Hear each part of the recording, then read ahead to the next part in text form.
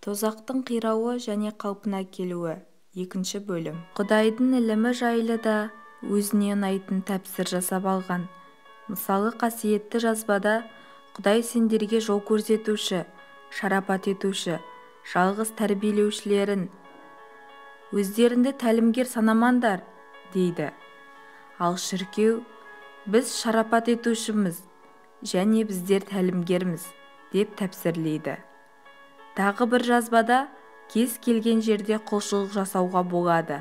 Құдай тілектеріңді қабыл қылады делінген. Олар бұрмалап, міндетті түрде шіркеу ішінде құлшылық жасау керек, әйтпесе дұғаларың қабыл болмайды дейді. Сондай-ақ киелі кітапта ешқашан ант етпеңдер деп үйретсе, билік нені талап етсе, соған сөзсіз мойысыну туралы ант етіңдер деп тәпсірлейді.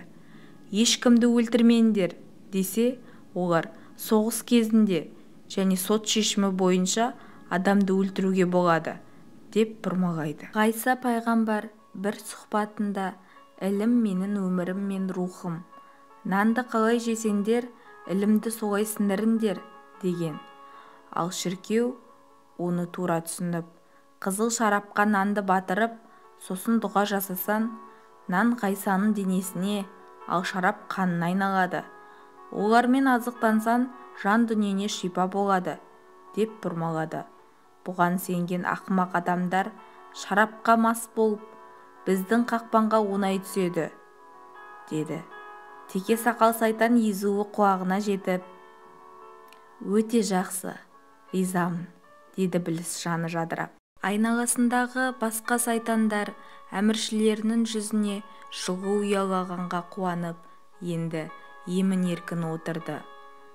Жарайсыңдар, зинақор, ұры қарақшылар бәз-баяғыша жүрме, деді масайрап.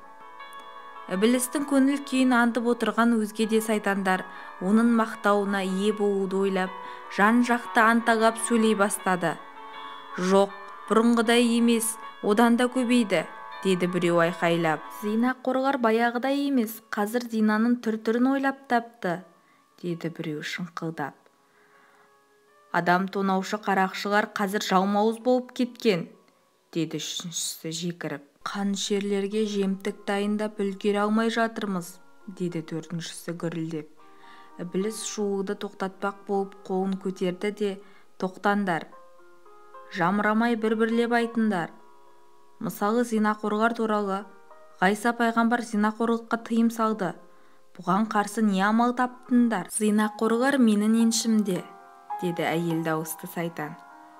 Сосын орнынан майысып тұрды да, бөксесі мен құйрығын бұлаңдатып, іблістің қарсы алдына келіп отырды. Бетіне сілекей жағып, жылтырлатып алғандай, көзінің астымен басқа сайтандарға әлсін ұрланып қарады да, елемегенсіп тәкаппар ғана түсті. Бірақ өңеші сусап, жұтынып тұр. Ібліске қарап, майысып күлді де әңгімесін жалғастырды. Мен жұртқа некенің не екенін түсіндірдім, деді. Ақиқатында ақ неке ер мен әйелдің Құдай алдындағы сөз байласуы емес пе? Ал мен некені шіркеуде салтанатты түрде барлық қымбат әрі әдемі киімдер киіп, беттеріне опадалап жағып, бастарына үлкен әдемі қалпақ киіп, таңғырлаған музыкамен және дінбасының батасы арқылы болады деп түсіндірдім. Некеге тұрғасын басқа біреуге көз салсан зина, ал некеге дейін істеген әрекеттерін күнәға жатпайды дедім. Содан олар некеге дейін бір-бірімен ойнас болып, неке қиған соң жаңа өмір бастадым деп ойлайды. Тіпті кейбірі сүйген адамымен үйленуге уәде берісіп, екінші біреуге көз сала беретін болды. Осылайша уәде Құдай алдындағы ақ неке екенін тез ұмытты. Өмірге жас дон жуандар келе бастады. Әйел дауысты сайтан сымиян көзімен Ібліске бір қарап, оның қимылын бақыламақ болды. Ібліс, жалғастыра бер, дегендей басын изеді. Әйел дауысты сайтан басқаларын көзімен бір шолып өтіп, әңгімесін жалғастырды. Осыдан кейін біздің дегеніміз орындалып, күнә жасаушылардың саны молайды. Жас тон жуандардың әдеті қанға сіңіп, некеге дейінгі қылықтарын қоя алмай, үйленген сонда зина жасады. Бірақ кейбіреуі некенің былғанғанына өкініп, өздерін кінәлі сезінді. Енді біреуі шіркеуден өздерін ақтап алатын әрекеттер іздеді. Мен оларға өмірді қайта бастауға, яғни ажырасуға кеңес бердім. Сұрағанға тілеген демекші, еш себеп сылтаусыз ажырасушылардың қатары тез көбейді.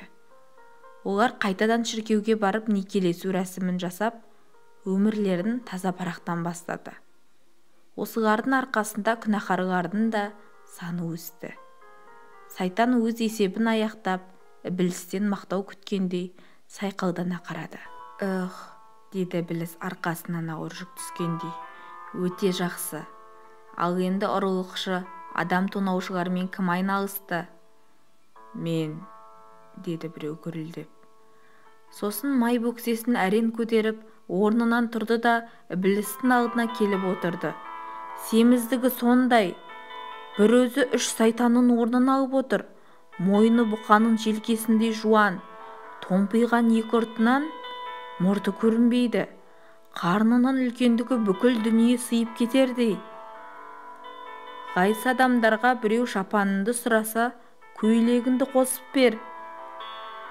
Барыларыңды жетім жесірге үлестіріңдер, деп үйретуші еді. Бұны қалай талқыладыңдар? Деді ібіліс. Май бөксе сайтанға қарап, ақиқат ілімге дейін, деді сайтан. Адамдарды кім көрінген тонап, жер бетінде ұрлық, қарылық, зорлық, зомбылық көбеді ғой. Қазір мен байғұс халықты аяп тек бір ортадан тонайтындай етіп жасадым. Яғни мемлекеттік құрылымдарды, салық жүйелерін өмірге әкелдім. Халықта күмән болмасын деп, әкім қарыларды, салық жинаушыларды шіркеуге апарып, қасиетті маймен сылап заңдастырдым. Бұдан былай адамдарды тонау бұрынғыдай жабайы емес, қазір заңды, тіпті қасиетті саналады. Шіркеудің ішінде отырып, түрлі салықтар ойдан шығарылып, халықтың несібесін тонай бастады. Жұртты қан қақсатқан қарақшылар ешбір жазалаусыз шіркеудің қасиетті майымен кекілін бір сипап жүре береді.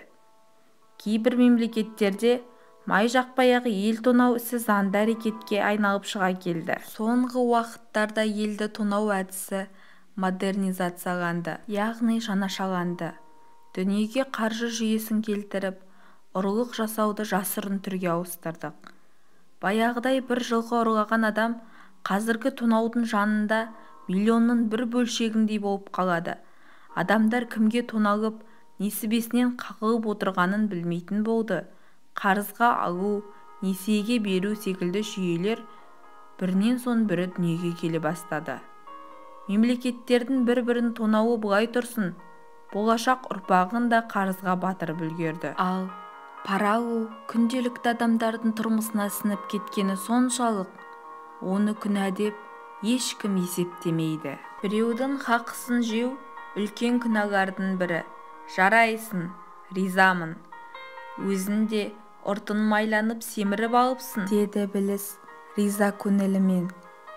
Енді кісі өлтірушілердің жағдайы қалай?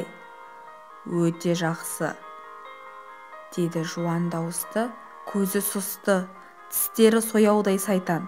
Аузынан өліктің иісі мен жылғы қанының лебі еседі. Тырнақтары біздей, түрі қап-қара екен. Ғайса пайғамбар біреу бір бетінен ұрса, екінші бетінді тос, таспен ұрғанда аспен ұр деуші еді ғой. Осы өсиетті ұстанған адамдар сені қалайша тыңдап жүр, деді ібіліс. Түк қиыны жоқ, деді сұсты сайтан. Мен адам арасына пайда күнем, қызғаныш, кекшілдік, тәкаппарлықты қайта қоздырдым. Ең алғаш шіркеуді, яғни ондағы дінбасыларды азғырдым.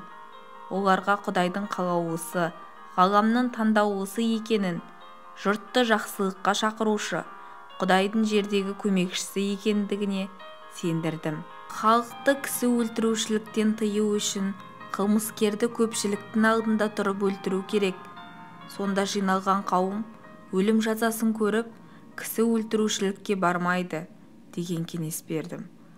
Ал адамды өлім жазасына кезуші өзінің де қылмыскер болатынын айырмады. Бұл бірінші қателігі.